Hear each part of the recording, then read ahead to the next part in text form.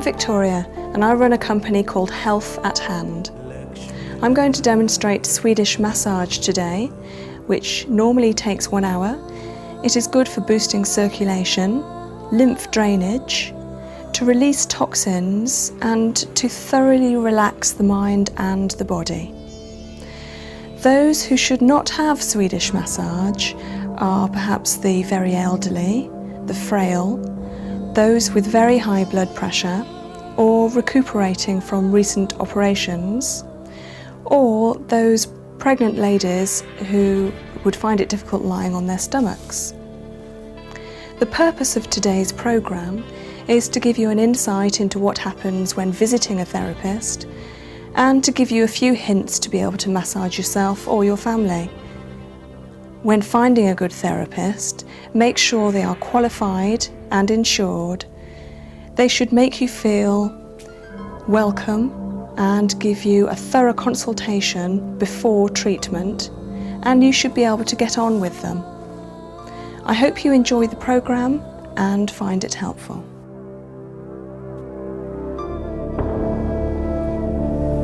I'm now going to demonstrate the Swedish massage, always working at the front of the body, first of all, starting on the right leg, using plenty of oil to massage upwards, firm massage upwards towards the heart.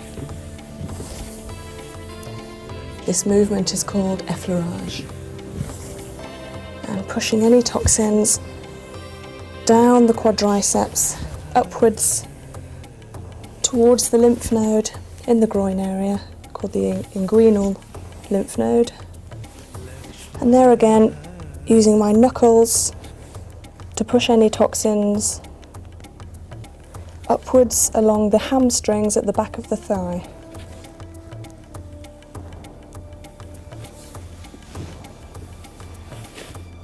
Nice tug to stretch the leg, keeping the client completely covered apart from the limb being massaged.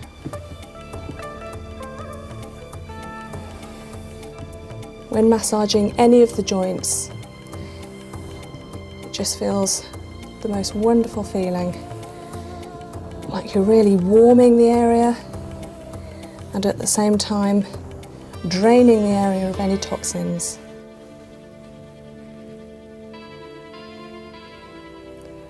Using my thumbs here to push any toxins from this area and then down to the lymph node at the back of the knee.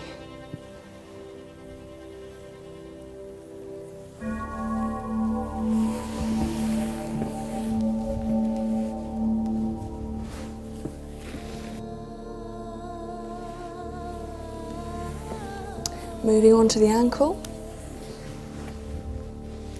giving the joint a nice mobility, circling there, sometimes feeling them crunch at the same time, and then smoothing out all the toxins around the joint. It's a lovely feeling when you have your ankles massaged. And then coming up the foot, doing my petrissage movement between the metatarsal bones which connect the toes and along the feet, and then pushing all those toxins away. That can be quite a painful massage for the client, but you need to get rid of those toxins.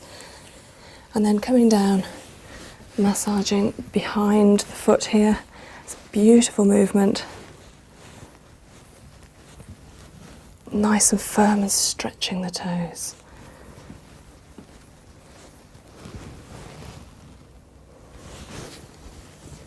That movement will massage all the nerve endings, and in line with the metamorphic technique and reflexology, it will massage all the energy lines.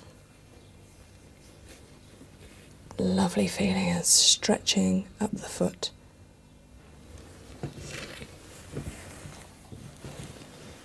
And then massaging each toe individually.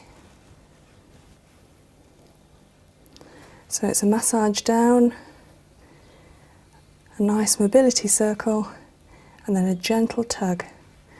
Nothing too much. You don't want to hear a click unless the toe wants to click.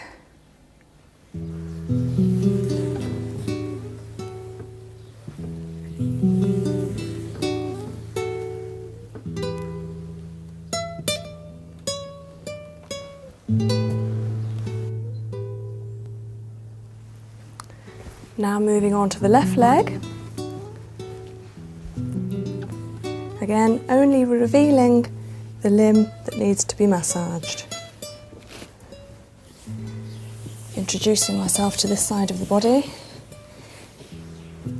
with the effleurage movement, using plenty of oil, otherwise the skin tends to stick to the hand and it will rub too much friction. And as you can see, a nice pull as you come down. So firm upwards, lightly down, and then a little tug.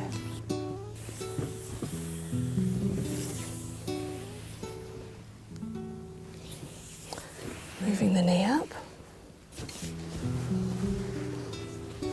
And again, massaging down the quadricep. And along the back of the hamstrings. Always working outwards towards the buttock.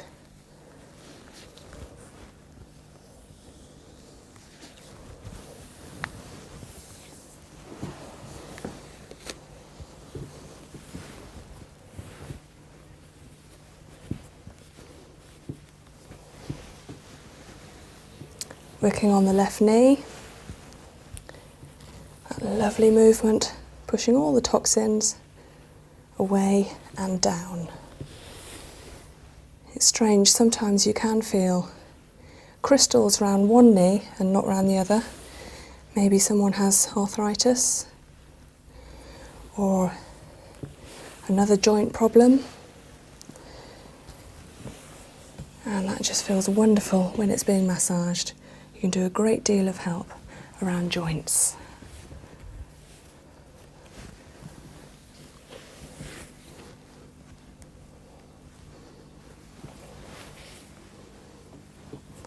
And a nice circular motion around the ankle, a nice tug, and move the crystals again downwards to the back of the ankle.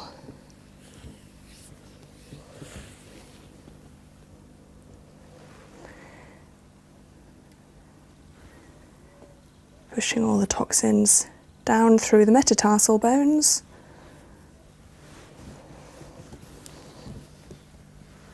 And then the back of the foot.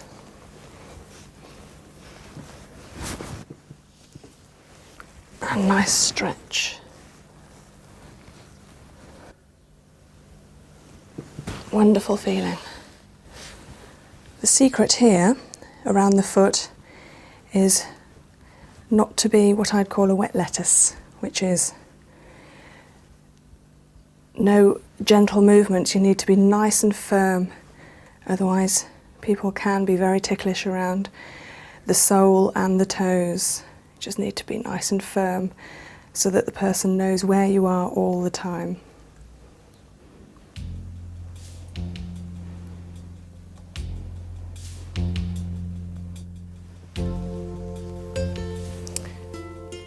Nice stretch down the back of the foot. Lovely.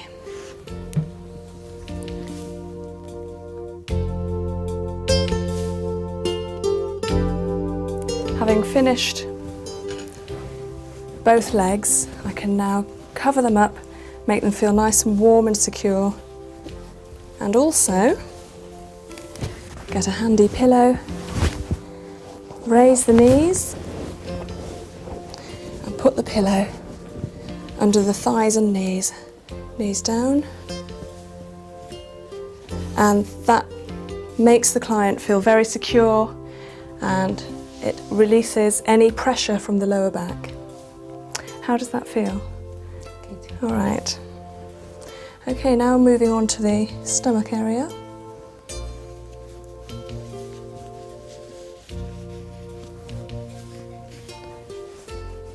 As you can see again, only the area of body being massaged is revealed. Just getting some oil.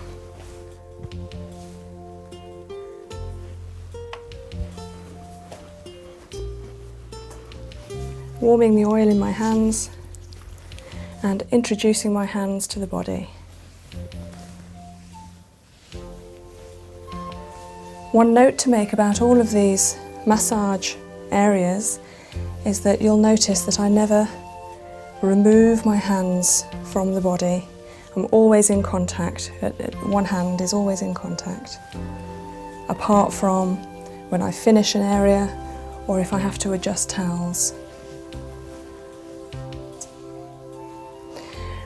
The stomach area demonstrates why a therapist needs to know anatomy and physiology in depth.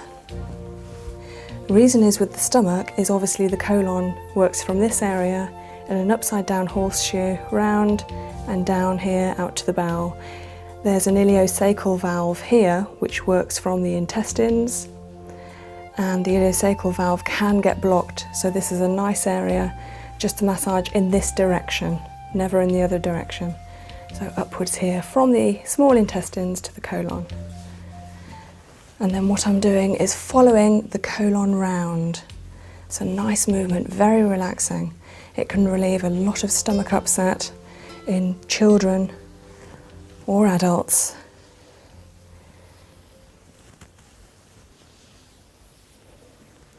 And then doing some back sweeps.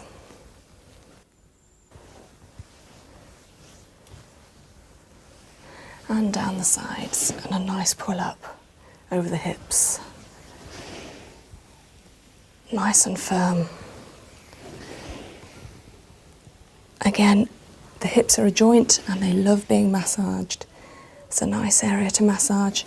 They can spring, or they should spring, so when you pull them together they should spring apart slightly. Lovely. And then a nice stomach effleurage around the stomach to finish off.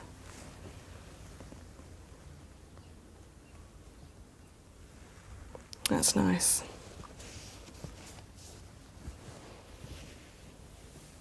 Okay, how did that feel? That was lovely. Good. Okay, now working on the left arm. Just reveal the one limb, making sure the body's nice and warm in there, and introducing the oil to the body. Just using a bit more oil there, always keeping contact.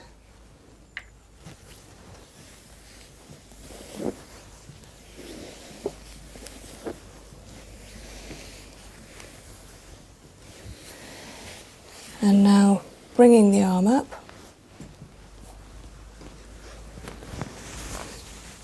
which is a nice movement because gravity is helping you to push all the lymph down towards the lymph node under the armpit, which is called the auxiliary lymph node.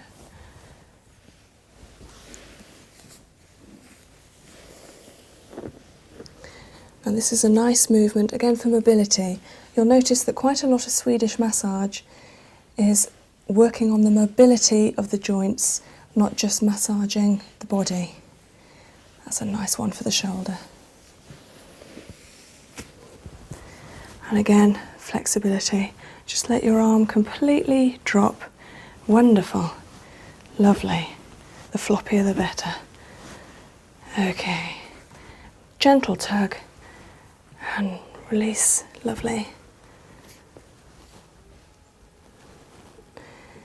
And this is a wonderful movement down the forearm. When we work on computers or other manual jobs, we're working very much with the tendons down the forearm here, especially with computers where you don't put your wrist down or your elbow. You're raising your whole arm from your shoulder, and it puts a lot of pressure on the forearm here. So this movement is lovely to drain all the fluid and release all the pressure that builds up subconsciously. Just release the pressure there, lovely. And I'm draining all that fluid down. And again on the other side. Nice squeezes and then drain. You'll notice that when I do that, the fingers tend to curl because I'm working on the tendons there. They do that automatically. And a nice pull. Another effleurage as normal. And then working on the wrist and the hand. So before I do that, just covering the arm up, keep it warm. Coming round. Nice rotation on the wrist. And again, just like the ankle, the rotation and then the massage around the wrist there. Beautiful movement. Always pushing the fluid to the back because there's the lymph nodes that work all along here, and the nearest lymph node to the end of the hand and the fingers here, the nearest one is here, and then another one under the armpit. And this one has to drain and eat all the fluids, all the toxins from the rest of the extremity here. So hence pushing all that fluid upwards. It's a lovely feeling.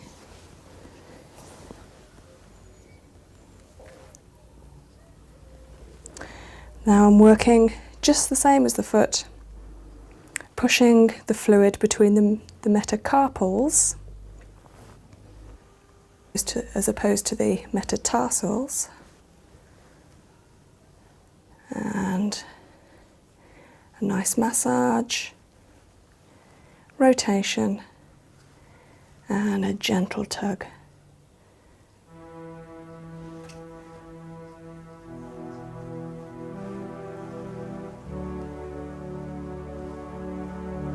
This one really feels lovely. We have so many nerve endings in our hands and fingers that when we massage them, it is so relaxing. If they happen to click, it doesn't matter.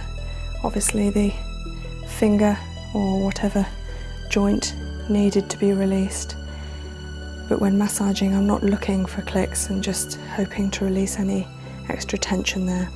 The one nice thing about massaging fingers, as you can see here, is Pamela normally wears rings on this finger, and it's nice to massage that area. It's such a lovely feeling when you have an area massage which normally completely protected by jewellery. Normally ears and fingers are the lovely areas to massage.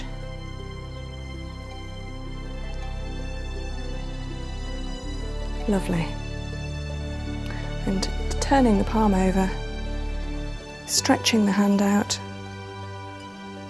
and using my thumbs to massage alternately the centre of the palm.